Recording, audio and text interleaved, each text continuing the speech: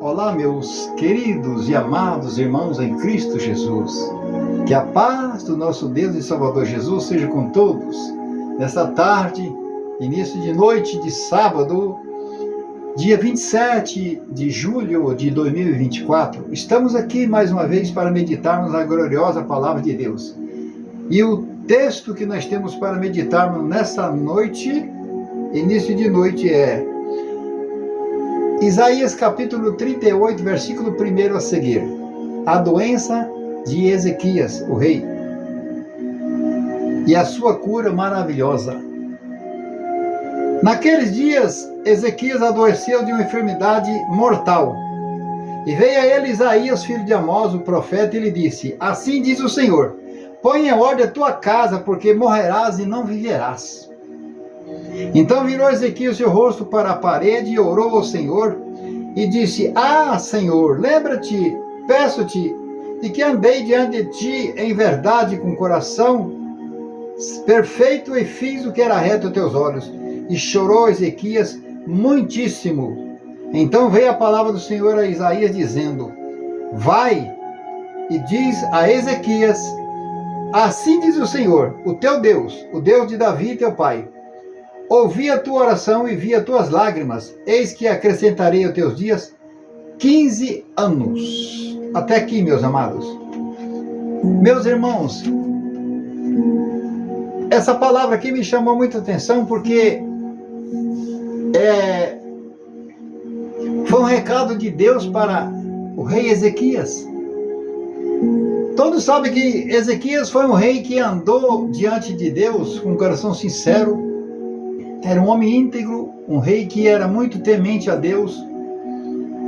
Todos sabem a história do rei Ezequias. Durante seu reinado, ele sempre procurou ser sincero com Deus, dar testemunho diante de Deus. O que eu quero trazer para nós, como lição: nós, meus irmãos, temos que ter com o nosso Deus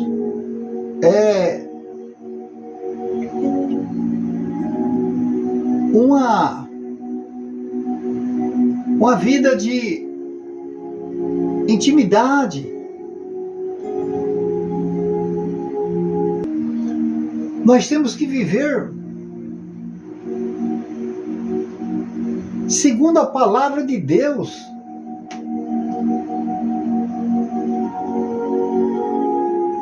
E dar um bom testemunho para que o nosso Deus, que vê tudo, Deus sabia todinho, Deus sabia tudo sobre Ezequias, como sabe de você, de mim. Deus conhece toda a nossa vida, pregressa desde a nossa infância, antes mesmo de nós virmos a esse mundo. Deus já sabia de tudo. E às vezes nós começamos a meditar, eu começo a meditar das coisas erradas que eu fiz lá no passado, inconsciente, não tinha noção do que eu estava fazendo. Mas tudo serve para experiência presente, no momento dos dias atuais. Aquilo lá do passado que nós praticávamos quando estávamos fora da presença de Deus. Coisas tremendas. Quem não passou pelo Egito? Quem não passou pelo Egito? A maioria das pessoas passaram pelo Egito. Mesmo aquele que nasceu, no meu caso, em berço evangélico, um dia passou pelo Egito. Só que a nossa vida, ela tem que ser uma vida de mudança. Nós temos que, a cada dia mais, renunciarmos às coisas que não agradam a Deus, para chegarmos as condições de nós termos um caráter diante de Deus, como o rei Ezequias. Ele tinha muito crédito com Deus. O rei Ezequias, Deus deu aquele recado para ele, mas Deus sabia que ele ia chorar. Deus sabe tudo. Deus sabia que ele ia se humilhar. Deus sabia de tudo. O nosso Deus, quando você vai orar, falar com Deus, Ele já sabe quais são as palavras. Aquilo que você vai orar, aquilo que você vai pedir para Ele. Não tem jeito, Deus está lá no futuro. Deus sabe tudo. Quando nós estávamos lá, que nós éramos criancinha, Deus já sabia toda a trajetória de vida nossa. O que nós íamos fazer de errado, certo? E olha que nós erramos, hein? Eu mesmo, particularmente, eu tenho errado bastante. Tenho acertado pouco, mas tenho errado muito. Mas aquele pouco que eu tenho acertado, eu tenho procurado cada dia acertar mais. Meus amados, nós não podemos viver uma vida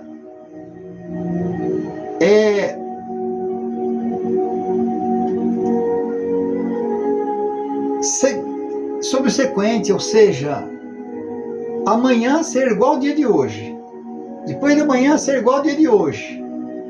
Ou seja, passamos 30 dias da mesma forma. Nós temos que a cada dia mais melhorar. Procurarmos deixar aquilo que notamos, que o Espírito Santo fala em nosso coração. Ó, você cometeu um erro. Não comete mais. Ó, você fez tal coisa errada. Não faz mais. O Espírito Santo revela em nossa mente. Você está fazendo isso errado, não pode fazer. E tem pessoas que persistem em permanecer no erro. Alguém fala para ele, meu irmão, para de assistir futebol na televisão. Ele continua assistindo futebol na televisão. Meu irmão, pare, meu irmão, de fazer coisas que Deus não se agrada. São tantas coisas que eu não quero citar aqui nesse vídeo, que a gente está sujeito a fazer aquilo. Eu, por exemplo, tinha muitas coisas do mundo que eu absorvia em mim. Muitas coisas do mundo. Eu gostava de ver todas as coisas que o mundo assiste. Eu queria assistir também. Eu participava dos banquetes, dos manjares do mundo. O crente, meus amados, tem que ser separado. O rei Ezequias, ele era separado. Ele era um rei diferente. O rei Ezequias era um rei diferente. Ele era um rei que tinha crédito com Deus. Aquele recado ali que Deus mandou para ele, foi um recado, imaginou. Vemos aqui. Há um momento na nossa vida em que tudo parece perdido. Uma notícia dessa é uma notícia que, se fosse para mim ou para você, iria nos abalar muito, porque vindo de um médico ou de uma pessoa assim, qualquer, mesmo um médico, fala, você não tem mais jeito, você vai morrer. Você ainda confia em Deus, mas Deus vai me dar a solução.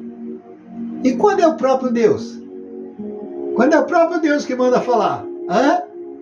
O próprio Deus que manda dizer. O próprio Deus mandou. Isaías, vai lá. Diz para o rei Ezequias que coloca a casa dele em ordem. Porque daquela doença que ele está, ele vai morrer daquela doença. Ele vai morrer, não vai viver.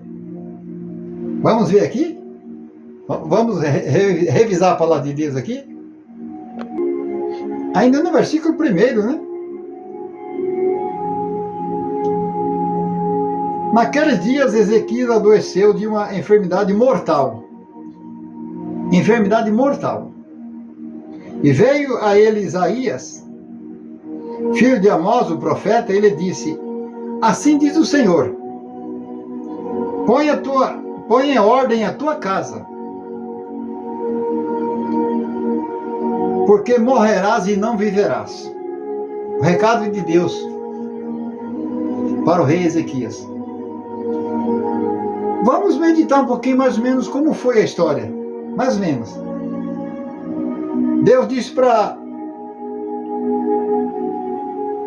Isaías, vai lá até o rei. Meus irmãos, para entrar num palácio não é fácil. Vamos meditar como foi mais ou menos a história. Aqui foi muito resumido, foi muito rápido. Vamos viajar no tempo, vamos ver mais ou menos, ter uma noção do que aconteceu. O rei estava lá doente, em cima de uma cama, cercado de pessoas, ali seus soldados, familiares, todos ali. A Bíblia não fala, estamos aqui fazendo aqui uma conjectura, ou seja, vamos mais ou menos imaginar qual foi, o que aconteceu. Estavam ali todos em volta, triste, o rei ali chorando, com dor daquela enfermidade mortal, talvez seja um câncer. Aqui não fala na Bíblia especificamente se era um câncer no estômago, na garganta, na perna. Diz que é uma doença mortal. Pelo jeito seria um câncer, né? Aí, de repente, Deus manda Isaías falar com o rei Ezequias. Isaías chega até os guardas. Aquela dificuldade. Eu tenho um recado. Eu tenho um recado aqui, irmão, para o rei. Quem é você? Eu sou Isaías, o profeta. Ah, não, vamos ver. Aí um soldado fala com o outro, e vai lá, e fala com o outro, e vai falar com a segurança do rei, até que chegou até o ouvido de Ezequias, que tinha um profeta lá fora, queria falar com ele, porque tinha um recado de Deus. Eu creio que o coração aqui não fala na Bíblia, vamos conjecturar aqui, fazer mais ou menos, imaginar como foi acontecido. O rei ficou feliz, meu Deus, olha, estou feliz, porque o profeta está vindo aqui, com certeza vai vir trazer uma cura para mim. O profeta está vindo da parte de Deus trazer para mim uma solução para esse problema que eu estou aqui passando. Aí, de repente, liberam a entrada para o profeta Isaías entrar até o palácio. O palácio do rei daquela época era muito grande, passou por várias guardas, vários soldados, até que chegou até a porta da entrada do palácio. Passou pelo pátio, que era muito grande, imagino eu. Chegou lá, entrou pelo palácio e foi, e alguém indicando, olha, aqui, vira aqui, ali é o quarto do rei. Que ele chegou até a porta do quarto, o rei olhou para ele, com aquele olhar de esperança. Isaías já triste, o coração dele amargurado. Meu Deus, eu tenho que falar essa palavra para ele. Mas Deus mandou falar, tem que falar. Meus irmãos, quando Deus manda falar, tem que falar. Tem que falar, Deus mandou falar, tem que falar. Aí, com certeza, o rei já olhou com aquele olhar para o profeta Isaías, aquele olhar de esperança, né? Aí Isaías disse, rei, tem um recado de Deus para você. O Senhor mandou dizer para você que dessa enfermidade que você está aí, você vai morrer, você não vai viver. Você coloca a tua casa em ordem. Você vê quem vai ficar no seu lugar, vê se tem alguma conta para pagar, alguma prestação aí atrasada, paga certinho, né? Isso aqui é só uma imaginação minha. Colocar a casa em ordem. Falar para a esposa dele, olha, eu vou morrer, vocês me disputam em tal lugar, e tal, vocês fazem isto, e alguém vai ficar no meu lugar. No caso, seria quem? Vamos adiantar um pouquinho, depois nós voltamos nesse assunto, sobre Ezequias. Ezequias, ele... Em 2 Crônica, capítulo 32, versículo 27, teve Ezequias riquezas e glória em grande abundância, e fez-se tesouro de prata e de ouro e de pedras preciosas, especiarias, de escudo e de tudo que se podia desejar. Também teve armazéns para a colheita de trigo, de mosto, de azeite, estrebaria para casas, casta de animais e currais para o rebanho. Edificou também cidades, possuía ovelhas e vaca em abundância, porque Deus lhe tinha dado muitíssima fazenda. Também mesmo Ezequias tapou o manancial superior das águas de Gion e fez correr por baixo para o ocidente da cidade de Davi, porque Ezequias prosperou em toda a sua obra. Contudo, no negócio dos embaixadores do príncipe da Babilônia que foram enviados a ele, a perguntarem acerca dos prodígios que se fez naquela terra, Deus o desamparou para tentá-lo, para saber tudo o que havia no seu coração. Quanto ao resto do sucesso de Ezequias, suas beneficências, eis que estão escritos na visão do profeta Isaías, filho de Amós, e no livro dos reis de Israel e Judá. E dormiu Ezequias com seus pais e sepultaram nos mais altos dos sepulcros dos filhos de Davi. E todo Judá e habitantes de Jerusalém lhe fizeram honras na sua morte. E Manassés, seu filho, reinou em seu lugar. Quem reinou no lugar? O filho de Ezequias, por nome de Manassés, que reinou após a morte de Ezequias. Só que não foi proveniente dessa doença. Essa doença Deus ainda acrescentou para ele mais 15 anos. Está aqui no Isaías 38, verso 5. Eu vi as tuas lágrimas. Deus falou para Isaías. Fala para Ezequias que eu vi as tuas lágrimas. Porque no momento em que Isaías deu aquela notícia péssima para Ezequias, ele disse, Deus mandou dizer para você que você vai morrer dessa doença e não vai viver. E fica com Deus, tchau, estou indo embora. Só isto. Não teve cafezinho, não teve nada ali não, ele saiu com tudo. Aqui na Bíblia não fala que ele ficou fazendo hora ali não, só deu o recado e voltou. Saiu pelo palácio e pelo pátio e foi embora. O pátio era até chegar ao muro do palácio, onde estava a guarda, a saída do palácio. Tinha o pátio muito longo, Isaías caminhando. Durante aquele percurso, Deus falou, volta. Mas por quê? Porque quando Ezequias ouviu aquela notícia, ele estava deitado em sua cama, virou para a parede e começou a chorar. E orar ao Senhor. E nosso Deus, meus irmãos, meus amados, e nosso Deus que não suporta lágrimas, chorou, Deus responde. A lágrima comove o coração de Deus. Você com lágrima, você consegue aquilo que parece que é impossível. Com lágrima você consegue. Porque o nosso Deus, ele olha para uma pessoa. Quando vê a lágrima descendo, o coração de Deus derrete, ele muda totalmente. Deus volta atrás. Ele voltou atrás e disse, Isaías, antes de Isaías sair fora dos muros do palácio, estava no pátio ainda, volta e diz para Ezequias que eu vou, para ele ficar tranquilo, que eu vou dar para ele mais 15 anos de vida. De repente Isaías volta para trás. E o soldado, o que aconteceu? Não, o Senhor falou comigo outra palavra, tem outra notícia aqui para o rei. E alguém foi, rei, Isaías está de volta aí, rei. O rei ainda com os olhos cheios de lágrimas. O que foi? Não, o Isaías está aí voltando, o profeta voltou, tem outro recado para você. Aí Isaías chega na porta, ali da câmara, né? O quarto do rei, aquele quarto muito luxuoso. Ali está o rei ali todo, cercado de pessoas ali. Aí, eu creio que Isaías já chegou sorrindo, falou, rei, o Senhor ouviu as tuas lágrimas. Ele ouviu a tua oração. Ele mandou dizer para você que ele vai te dar mais 15 anos.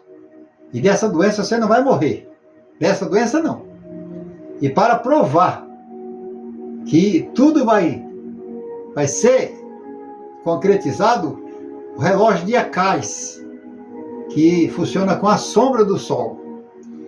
O sol vai botar 10 graus. O sol que iluminava ali no relógio de Acás, que era sobre uma pedra, e aquele ponteiro que marcava a hora na pedra, o sol vai voltar 10 graus atrás, o sol voltou para trás 10 graus naquele relógio. Aí foram lá, olharam, tá certo, o relógio voltou 10 graus para trás. 10 graus seria 10 minutos, né, mais ou menos. Então, era a prova de que Deus tinha falado e que ia se cumprir. Aí o profeta foi embora, e o rei ficou feliz, já fizeram uma pasta de figos, colocaram ali sobre aquela enfermidade, eu creio que seria na perna dele, né? E ali ele já foi sarando, já ficou bom.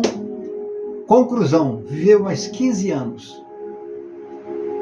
O que nós podemos extrair dessa mensagem? É que o nosso Deus, na hora difícil que ele bate o martelo, fala, não tem mais jeito. Se você chorar e clamar e falar, Senhor, eu tenho crédito com o Senhor. Eu jejuo, eu oro, eu busco o Senhor, eu prego a tua palavra, eu sou servo do Senhor. Eu não misturo com o mundo, eu sou separado do mundo. O mundo está para lá, Senhor. Eu não sou mais do mundo, eu morri para o mundo. Mas para isso você tem que ter crédito com Deus, meus amados. Nós temos que ter crédito com Deus. Viver uma vida separada do mundo. O crente não pode um pé no mundo e um pé na igreja. Mais uma vez eu volto no mesmo assunto. Tem irmãos que ele pensa que ele,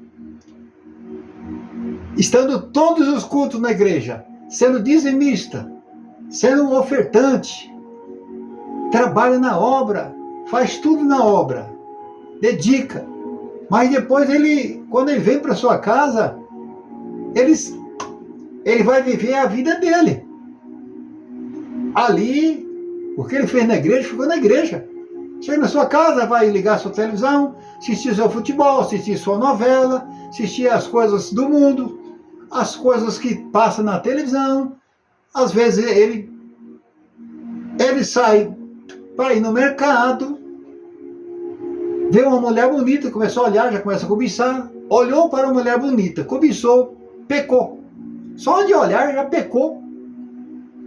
Depois já reúne com outros irmãos e começa a falar mal de um irmão, falar mal do pastor, de outro. Irmãos, são tantas coisas que a gente, às vezes, sem vigiar, nós praticamos, que não podemos praticar. Temos que vigiar muito. O crente tem que vigiar. Os olhos são a candeia do corpo. Não podemos ficar observando coisas que não agradam a Deus. Não podemos... Nossos lábios, temos que dominar nosso lábio, nossa língua. Tem que ter cuidado do que nós vamos falar.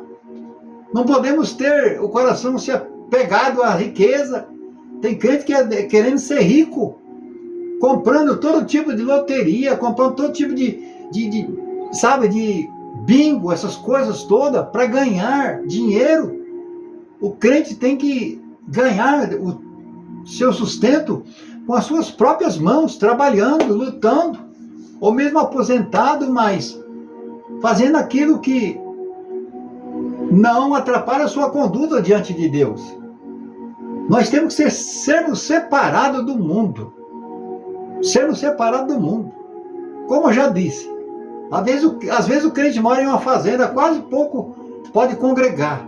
Mas lá na casa dele está lendo a Bíblia, está orando, está buscando a presença de Deus, está jejuando mesmo lá na fazenda, está buscando a face do nosso Deus, pela madrugada, orando, mesmo na fazenda. Mas esse irmão, quase pouco ele pode congregar, vir até a igreja, porque lá na fazenda não tem igreja. Mas ele é fiel a Deus. Fiel a Deus. Nós vemos aqui pessoas no passado que era temente a Deus. Jó, não fala que Jó frequentava a igreja, templo, evangélico, e era homem íntegro diante de Deus. Desviava-se da aparência do mal. Então nós temos, irmãos, que vivermos uma vida de intimidade com Deus, para no momento difícil, em que talvez não seja o profeta Isaías, mas um próprio médico. Você vai até um médico fazer uma consulta, o médico fala, olha, você está com a doença incurável, você vai morrer. Mas só que saindo da boca do médico, ainda tem como você recorrer a Deus. E quando vem da parte de Deus, que o profeta diz, você vai morrer, não vai viver, põe tua casa em ordem. É difícil, né? Mas as lágrimas de Ezequias comoveu o coração de Deus, e Deus voltou atrás e concedeu para ele mais 15 anos de vida. Que possamos ter essa fé, ter essa humildade, essa vida de intimidade com Deus, para no momento mais difícil nós falarmos com Ele e Ele mandar o profeta Isaías trazer uma boa notícia. Na primeira vinda de Isaías até a presença do rei, foi uma notícia ruim, na segunda visita de Isaías, poucos minutos depois que ele voltou, já com notícia de esperança, uma notícia boa para o rei Ezequias. E assim Ezequias prosperou até o final da sua vida, mas não morreu daquela enfermidade, mas sim morreu com mais 15 anos que Deus lhe acrescentou de vida. E Manassés, o seu filho, reinou em seu lugar. Que Deus abençoe a todos, que possamos ficar como experiência, termos como experiência, ficar na presença do nosso Deus. Fiquem todos na paz de Jesus, amém?